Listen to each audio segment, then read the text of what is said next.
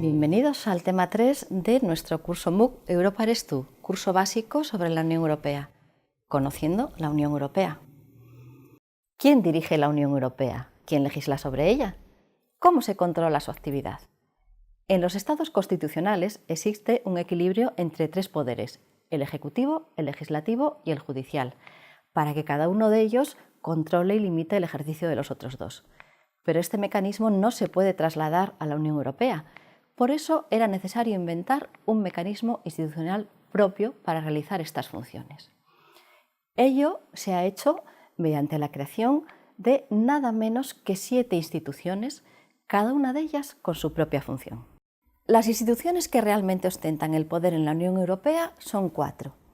El Parlamento Europeo, la Comisión Europea, el Consejo Europeo, el Consejo de la Unión Europea o simplemente Consejo, y además a ellas hay que añadir, por su importancia, el Tribunal de Justicia de la Unión Europea.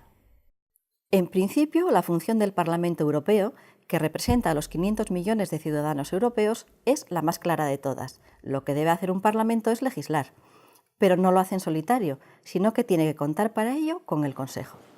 El Consejo, que en realidad se llama Consejo de la Unión Europea, es el órgano fundamental de decisión y comparte el poder legislativo y presupuestario con el Parlamento Europeo.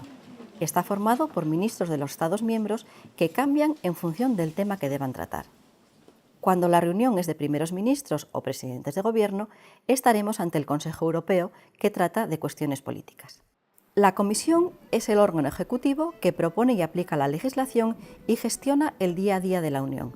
Es como un gran gobierno propio de 28 ministros, cada uno de los cuales se ocupa de una materia distinta: sanidad, educación, agricultura, y son completamente independientes.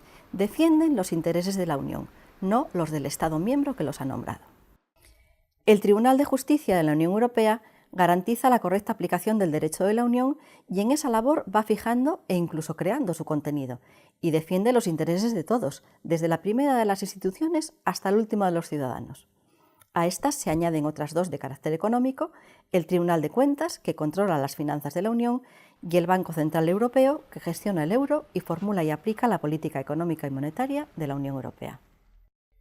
En la web del curso encontrarás una pequeña explicación de cada una de estas instituciones, quién las compone, cuáles son sus funciones y también diversos materiales y actividades para que puedas profundizar en los aspectos que más te interesen.